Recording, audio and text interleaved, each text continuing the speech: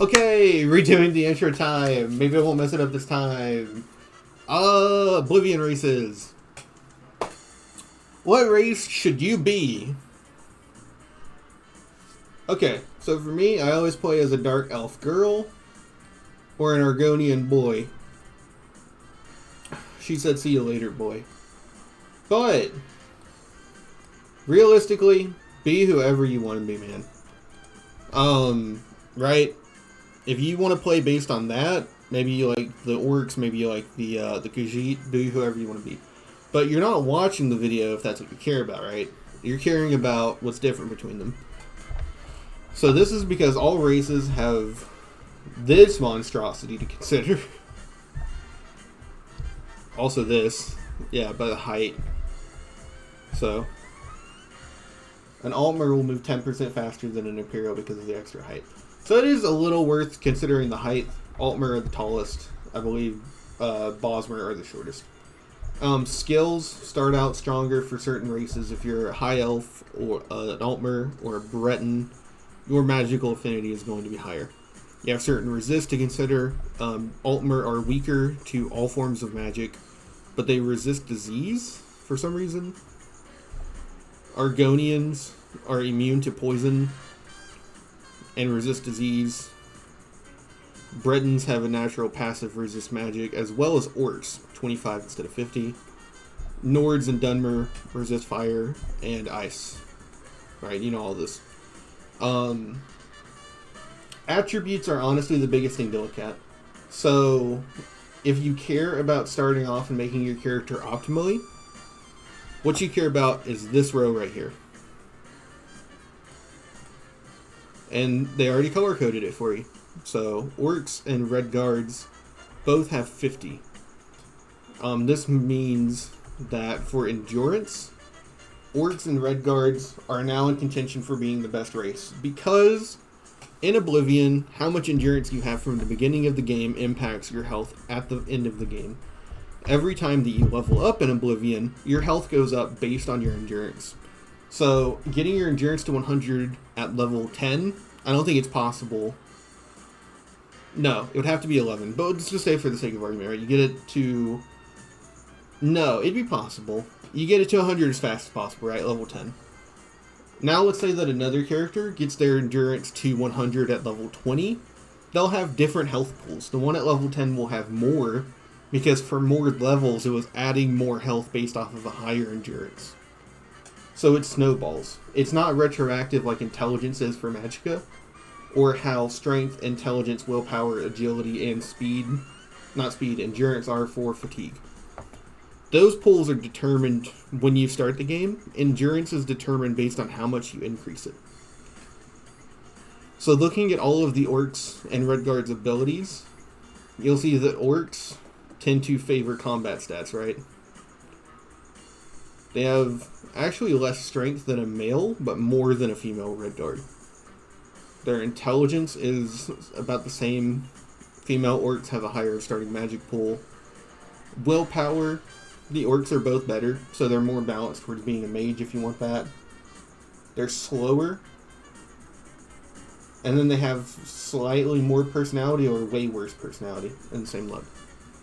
So essentially when you look at your Orc and Redguard, based off those attributes, it seems like you should just always be an Orc, because you can raise all these attributes. Having the potential to start off with a good magic pool is really good. Having the best endurance is really good. And being a female Orc also makes it much easier to complete Namir's Shrine quest early on. It's kind of another bonus to consider.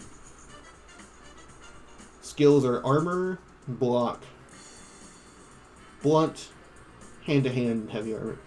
Armor is really good. That one takes forever to level up. Having it boosted is nice. They have Athletics higher, Blade, Blunt, Heavy Armor,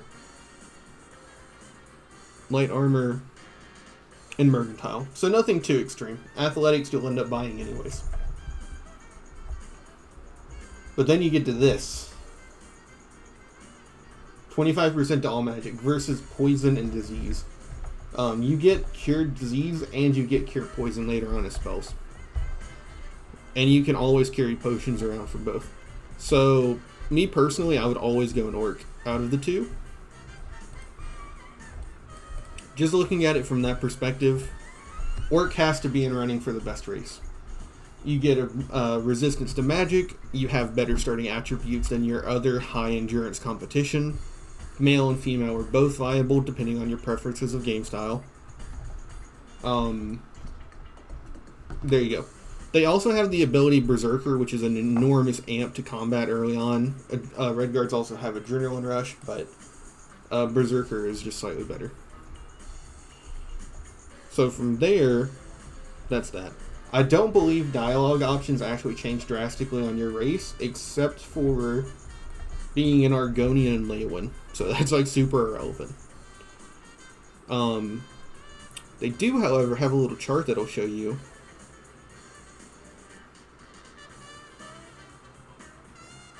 how NPCs will react to you. But this just affects the...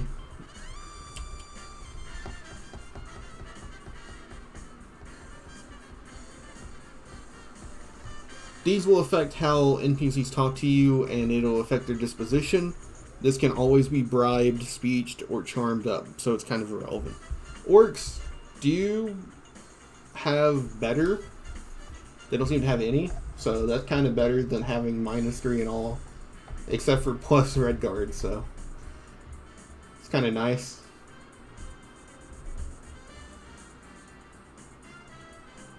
Yeah, we'll leave it up there.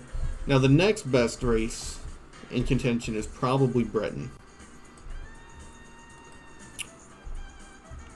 This is because Bretons start off with a passive bonus to Magicka, 50. Not as massive as the Altmer, but still 50. They resist all magic by 50. And then they start off with mostly everything but destruction, I think. So, when you look at the stats, you're dealing with the worst endurance in the game. That's, of course, obviously intentional. Getting a starting bonus of magic and resisting it, you have to be weak in endurance to balance out the race, right? But you start off with insanely good intelligence and willpower. Immediately, you're regenerating magicka faster. The extra intelligence is also adding on to your pool even more from the 50, right? Personalities, whatever, we don't care about that. But your strength, if you're a male, is 40. If you're a female, it's weaker. And then agility and all that are lowered, but that's just... Agility is irrelevant. And then speed is okay.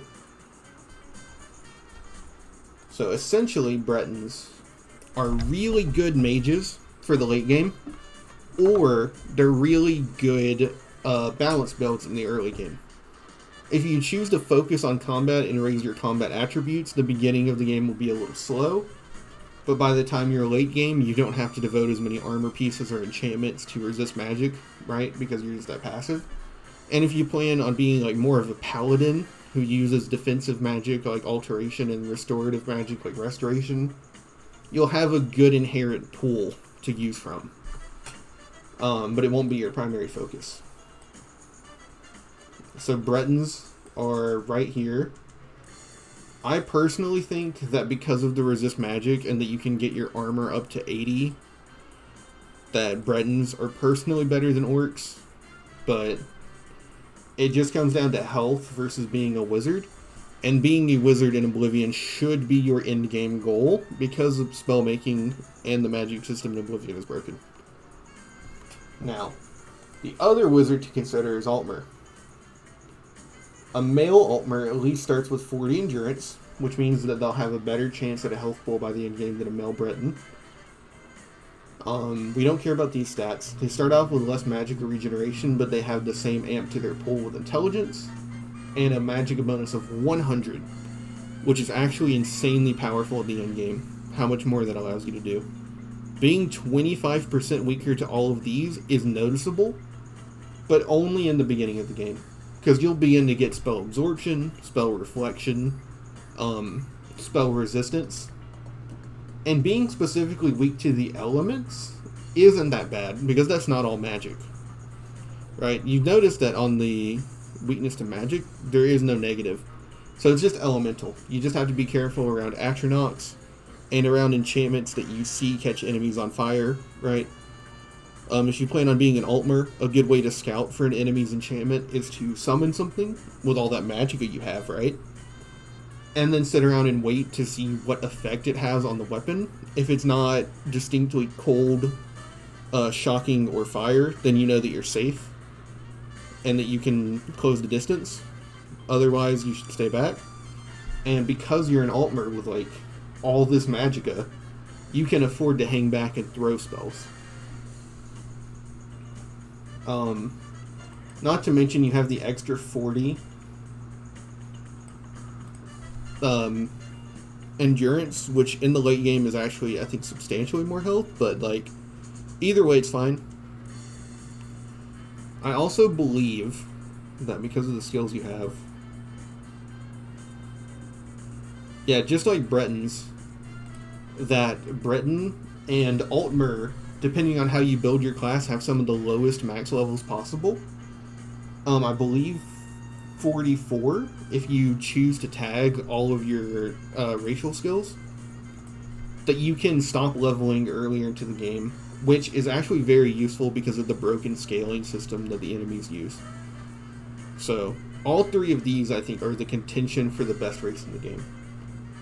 The best warrior build that also has resistance to magic, a good in-between of magic and being able to branch out into, like, stealth and warrior builds, and then just being the best at magic because magic is the best in the game. Hopefully the races are clear. I made this tier list. Look at me. But, like, Umbacano is High Elf. Traven is Breton. Like, I think that's all pretty explanatory. Alright. Now, do any of these races belong in A tier? I think Dark Elves do. I think because of the fact that being a vampire in this game is not worth it, but it does give you some permanent boost to your attributes and skills that go past 100. Namely your attributes, which always go past 100, and then acrobatics, which is amped past 100 if you get it while you're not... if your acrobatics is level 100, and then you get afflicted with vampirism, it'll rise above that, and it continues to affect gameplay. So you'll still jump higher. This is good because vampires are weak to fire, so if you plan on raising your attributes and skills past 100 using vampirism, you want the Dark Elf resistance to fire to help counteract that weakness to fire. Other than that, though, Dark Elves are just like whatever. Super balanced build. Weirdly enough, they're fast, for some reason. That doesn't make any sense with the walking system in Morrowind, by the way. But yeah, no willpower, bad endurance for females, personality for men. Super weird balance build, like athletics, blade, yeah, whatever. And the fire resist.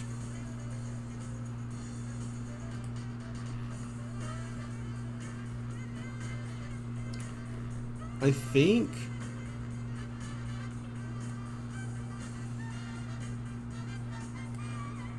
Imperials are actually going to go in the middle.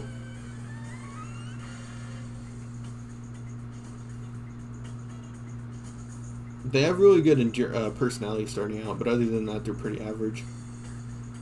And no abilities. Yeah, no, never mind. We'll see where they end up, but they're just super whatever builds. They're generic, like, okay at everything. Not bad at anything, really. Nords also have an argument to be below Redguards because male Nords have the 50 endurance that we want to see. Resist Frost is okay, but that's not, like, super common. And then I believe Nords also have the Fear spell. I don't remember what it's called, but it's like a shout spell.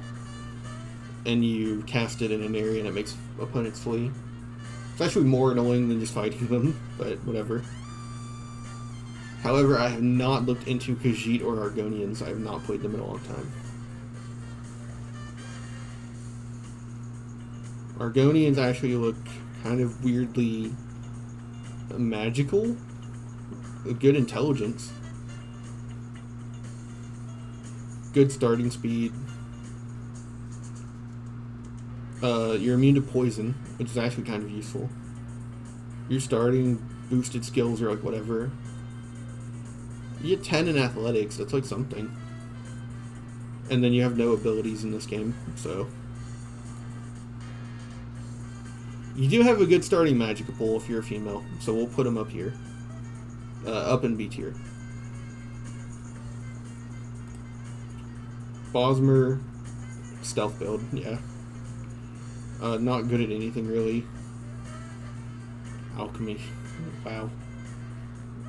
Sneak, that's actually pretty good. And you resist disease. That's like better than the Imperial, at least. What about Khajiit? Agility, that's worthless. Bad endurance. Specialized skill. Acrobatics. Hand to hand. Khajiits don't really seem to specialize in anything either, but I like them more than Imperials. Although, actually, Imperials start off with a charm, like, lesser power, so that would probably be that. Actually, yeah. If Imperials start off with a lesser power... No, Khajiits have a lesser power too, I forgot. What's their lesser power? Eye of Fear, Demoralize. Yeah, bottom tier looks right to me. I think that starting off with 50 intelligence is like decidedly a step up from these guys, but doesn't compare to what these guys offer in the late game. And then these three just are like the broken builds. Being weak to magic or most magic instead of resisting it might mean you want to put it more like here or here. It's all up to you. But personally, I think having the highest magic pool possible is kind of what you're going for, if not endurance. Because, like, endurance is important if you want to use swords, but if you just stick to magic, magic is the most broken in the game. You know what? Yeah, actually, it's more like this. I think that it's more like this. This is my personal ranking of the races in Oblivion.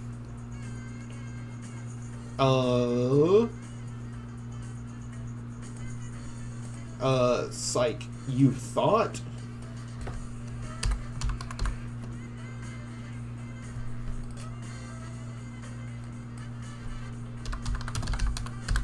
Here's how much I like him.